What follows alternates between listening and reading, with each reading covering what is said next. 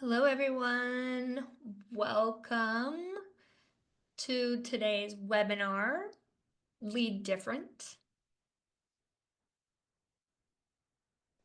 My name is Shane Feldman. I have a beard and bald head, and I am wearing a black button-up shirt. I'm the CEO of Innivee Strategies, and I am here today with our guest, Karen Hopkins.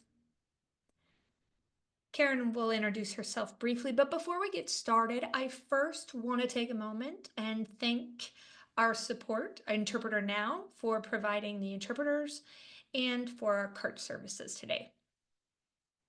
Also, if you want to access the captions, go ahead and click on the chat, and there is a link there that will lead to stream text. And also, you can click on the closed caption button. Also, know that throughout the conversation today with Karen, if you have a question for Karen, go ahead and ask your comment in the chat directly to our team. And just so you're aware, once you ask the question, we're going to hold the questions till the end and then ask those questions. I'm excited to get started today, Karen. Karen, hi. Will you introduce yourself to us? Tell us a little bit about yourself. Hello, sure. Yes, my name is Karen Hopkins. It is so nice to be with you all today. Thank you for having me. Fantastic. So, tell us a bit about your current role and what it is that you do. What kind of leadership role do you have currently? I'm currently the executive director here at the Children's Center for Communication, or Beverly School for the Deaf, which is CCBSD for short. There's a lot that is involved in my role. It is serving deaf children, deaf families, families of deaf children, leading our staff team. This school is truly unique. We have an early intervention program and a center that's focused on families and serving them. The CCC program is working on communication skills for children who have communication needs, like those who are deaf, families who need to learn sign language, and trying to just advance their life in general. So this is a specialized program that we have to serve families who have children who are deaf. We also serve children who are deaf plus or deaf and have additional disabilities. Our team is skilled at communicating with families, at coordinating technology, at doing collaborations. And so our school is very specialized in the programs that we offer. We are in the northern part of Boston. We do different outreach services as well. We provide guidance, counseling, all sorts of support services to provide a wraparound care for deaf children. We are really honored to be here today. Yeah, just so you know, the live stream just started, so people are joining. And for anybody who's just joined, I'm here with Karen Hopkins for today's Lead Different webinar, and we're talking about her leadership journey. But also wanted to share if you have any questions, um, comment that, and we will hold them to the end and ask the questions. We have interpreters here sponsored by Interpreter Now. Thank you, Interpreter Now, and also CART services. So you were talking about your role, Karen, at a school. You're also a board president of a nonprofit. Can you tell us about that? Yes, I am the board president for Hands and Voices.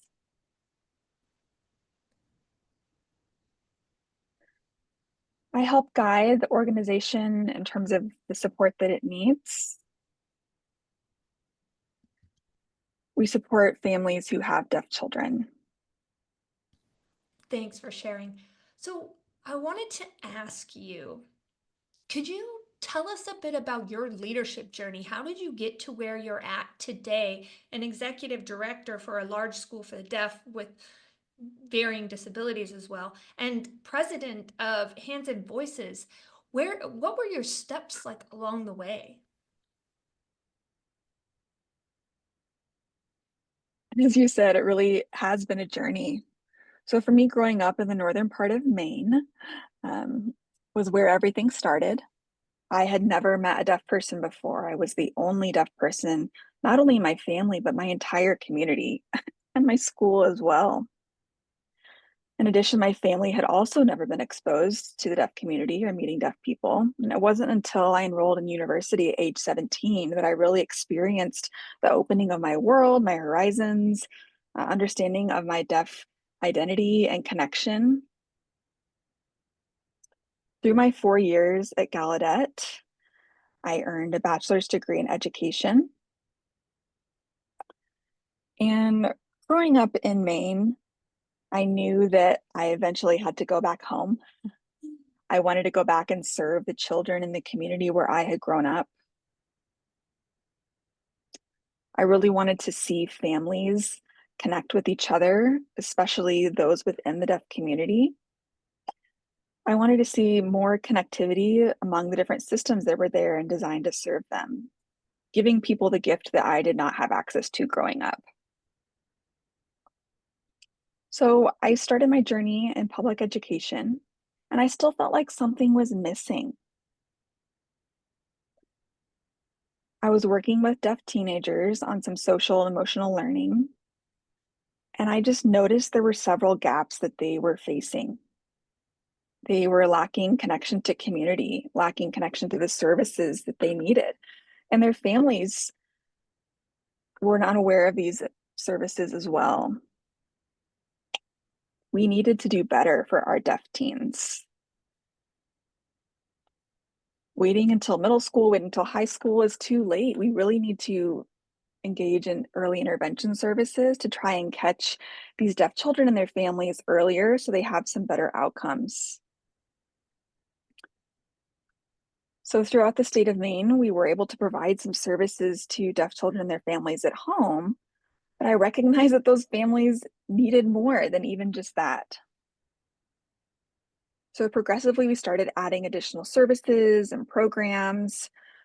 We engaged in several collaborations, even with the medical community and the educational community at large. At the same time, I also recognized that my bachelor's degree would not be enough to get us to all the different places and levels that I hoped our program would attain.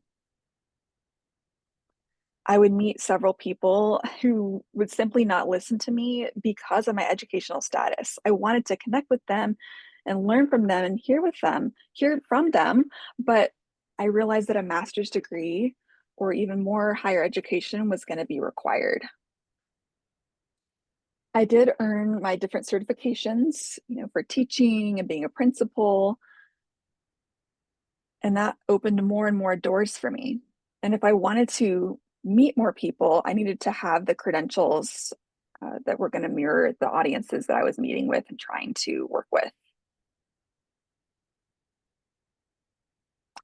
I realized I needed to be more visible and public with my story so that people would understand who I was and my desire to listen to them.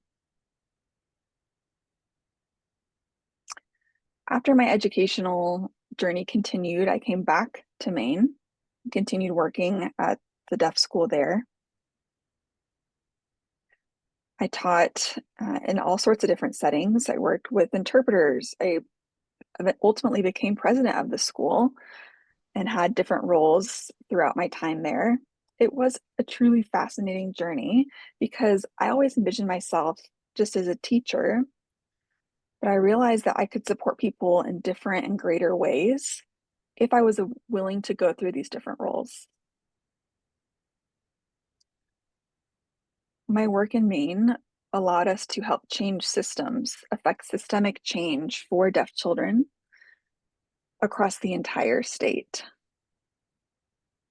We increased our oversight, we increased our reach over, it was a 5-year process that took really, it was kind of painstaking at times, but ultimately we came to agreement to expand our services. The key was really collaborations, contracts, connecting with people across the state. And that was 32 years of me and my career. Now I've started working in the state of Massachusetts, and that is a completely different environment and paradigm. There are new laws, new people, new staff, and new people to get to know. I've also started working on setting up international collaborations, and it just takes a lot of groundwork to set up these relationships and networking. And I've gotten to do a lot of that with hands and voices as well. It's a lot of work.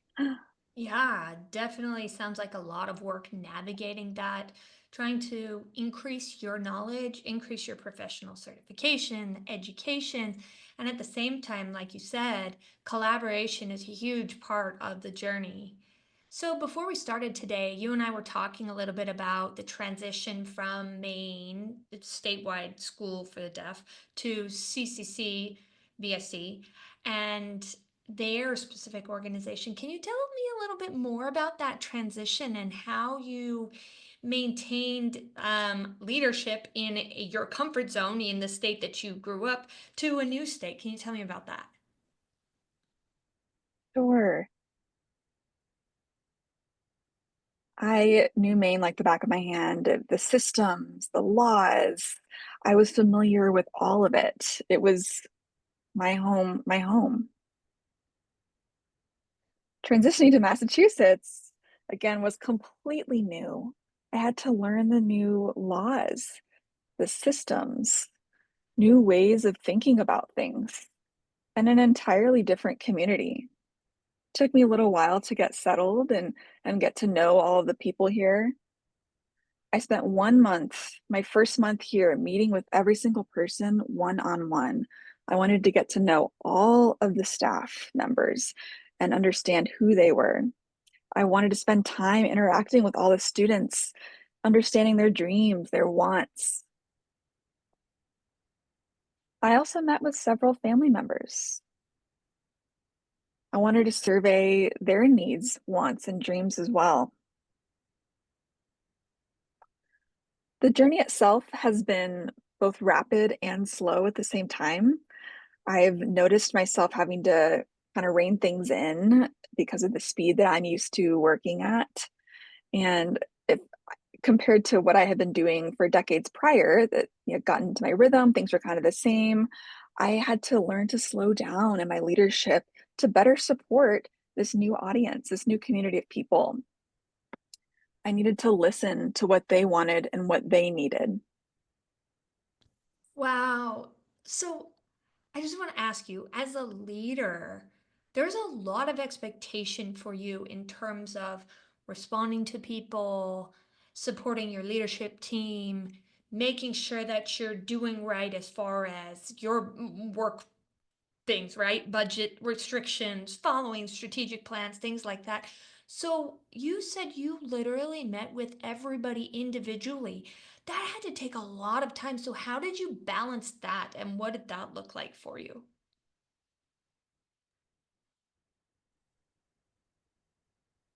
Yes, as I mentioned, that first month was critical for setting the tone. You can't lead an organization without knowing all of the people within it. And so I wanted to get ingrained and embedded in the community. That's a huge value for me. At the same time, you're right, having to learn new systems and and barriers, and it's a lot to balance. So I want to keep an open calendar and an open door policy so that people know that they can schedule time with me and that I am accessible and available. That's my MO. I love to meet with people and will make time in my schedule so that they know how much I value them. That's such an important mindset in approaching the community. So, from your personal journey as a leader, you talked about earlier with me going through some challenges and some lessons from leaders that you've looked up to personally. Can you tell us a little bit about that in your journey and your experience and what's shaped you to being the leader that you are today? I have so many people that I look up to. During my time at Gallaudet, I was there during the Deaf President Now movement. And so that really taught me a lot um, about what leadership looks like. It taught me the foundations of advocacy, of motivation, of looking at the youth and what they're doing. I learned a lot from my supervisor at that time and a great deal from my parents. They have been phenomenal role models to me.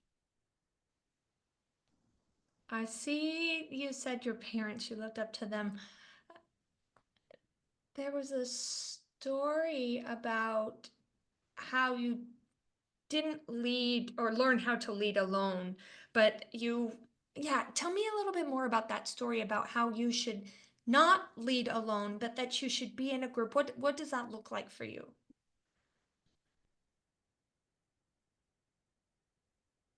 Yes, I have a story that illustrates this. About 10 years ago, I had a serious fall. I was hospitalized and got a traumatic brain injury. Oh, yikes. Miraculously, I did wake up, but I could not walk, I could not speak, I wasn't able to sign. My vision was blurred and I could not see clearly. I really was at a loss. I immediately started having this internal dialogue with myself. What am I going to do? How am I going to keep pressing forward? Therapy really helped me. I had a very supportive family and community. And I decided that my main goal would be to go back to work in the fall. That was a tough decision, Oh, wow. but I knew that that was a value near and dear to me. I'm pretty stubborn, to be honest. And so that fall, sure enough, I did go back to school in a wheelchair. And my signing was not what it used to be. I would see a lot of things backward. My vision was very blurred and not coordinated. I still sometimes kind of missee things with my hand-eye coordination. And so, things were not perfect. And yet that was an incredible opportunity to show the character of my leadership, that I still was going to be present physically and emotionally, even if my physical limitations had changed. I was committed to going back to work. I had to be incredibly strategic, and I absolutely made mistakes. I had to set that tone up front that I will mess up, but it is okay to make mistakes. I had to learn a lot on what it looked like to depend on my team. Each person on a team has a unique skill set and a contribution to add and to give and to, for me, fill in all the gaps that I was experiencing. And so through that season, it really refined my leadership and helped me recognize the wonderful gift of collaboration and using a team. They were there for me, but not only me. They were there for each other. And I wanted to recognize the inherent value of our organizational strength based on these team members and their contributions. It can't all fall on the shoulders of one person. We need everyone's input for the present and the future of an organization. And so that's just something that we need to cherish and value, is supporting one another. That's such a powerful story. One part of the story I caught, you said willingness to be authentic in telling your team, hey, I have these challenges now. Please be patient with me. How did they respond to that? Did they respond the way that you wanted to? Did they respond differently? How did that look? They were truly wonderful. They were surprised the day that I did stand up out of my wheelchair, and they understood that my signing was not what it used to be. And how was that going to work at a school for the deaf? For being the face of a school, that seemed like it was going to be really challenging. And yet I had this whole cadre, this whole bench of people behind me ready to back me up and support my shortcomings. And my mom, she always told me I had to keep trying and trying, and through that process of trial and error. And so that's just a daily daily choice. Get back up again. You fall down, let's try again. And so I always have that ingrained in my mind. It's kind of a motto of sorts for me and my staff is it's all right to make mistakes. Take a step back, take a breather, let's try again. I also wanted to show my team that it was safe for them to make mistakes. If their leader is, then of course that means it's fine for them too. Yeah. We're all gonna make things not go the way we That want sometimes. That's so wonderful. You were modeling the behavior that you wanted, really. I think that's a wonderful leadership trait. I have one more question before I get to the community's questions for you. So, our company has worked with you with different programs, and we're so incredibly impressed with your optimism, the general vibe and energy that you put out, and that really that you influence everybody around you to have. How do you maintain that enthusiasm, that positivity when you're faced with challenges? And what's important about that to you and how it helps you lead? Positivity and optimism really do garner strength, and strength is contagious. It heightens motivation, it increases people's desire to want to be involved, and that is incredibly important. You have to balance when there's going to be challenges versus things that are going really well, and it's okay for there to be challenges. It's so important to maintain that optimism and positive mindset through it all because the team sees your positivity. And it's kind of like magic. It goes and infects people in the best way possible, and you need to make sure that there is alignment on what that goal is, what everyone is working toward, and maybe it's gonna be slower or faster, maybe a little more of a scenic route than what had been originally envisioned. You just never know, it's hard to predict, but the point is maintaining that mindset along the journey, whether you're strategically planning something. The team needs to know where you're going and the purpose so that they can maintain that motivation as well, because you're not going to go alone. It takes everyone to come together to get to that goal farther and faster. So that's what's really fun for me. So, I'm wondering about your internal thought process, your self talk. What is it that you say to yourself to maintain that?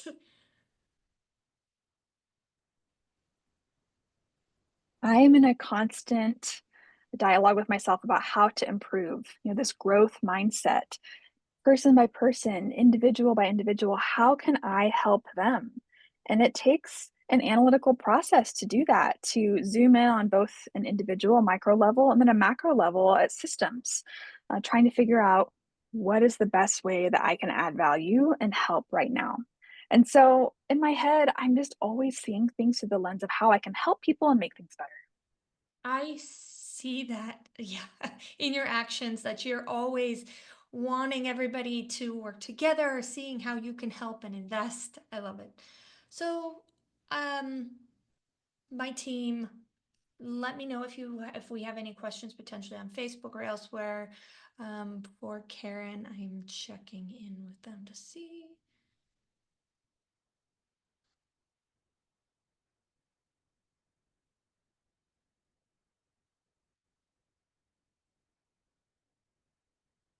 Okay, so I'm gonna ask another question here. What is an example or a story that happened to you where somebody came to you and said, potentially, Karen, I want you to be a leader or Karen, I want to be a leader in the future. Um, what can I do to develop that leadership?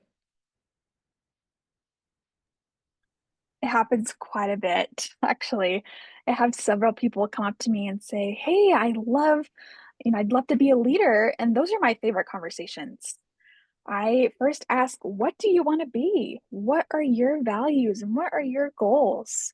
What is most motivating and interesting to you?" And from that point, we can build a connection and then figure out what that's going to look like in the community or at a systems level. And everybody has a part of the world that they're, responsible for or something where they can add a lot of value. And we just need to identify what that is. We need to have a spirit of learning, continuous learning, of diving in to the content that we want to know more about. But really, it's analyzing someone's motivation first. Okay. So, Karen, you talked about potentially going into an area for people that's challenging and learning new things. What I notice sometimes people's internal self talk or self conversations actually inhibits them in barriers. So, how is it that you have the courage that you have today? Maybe you went through a similar situation before. How do you get through these barriers of feeling that self doubt or potential imposter syndrome or other obstacles that come up? Patience, persistence, really having that deep hunger to do something and just going to do it. You need to get out and be the face of the community and have people, mirroring things back to you so that you can get outside of your head and not be the barrier to yourself. I encourage people to be strong and to really acknowledge and assess their self talk. Everything is a journey, everything can be divided into micro steps. Effective change typically does not happen quickly. Leadership requires a lot of support, requires a lot of relational equity that you have to be building at all times. And I mean, ultimately, I also encourage people to follow their hearts. Great comments. Is there anything that you are excited about or anxious about currently for our future and future leaders?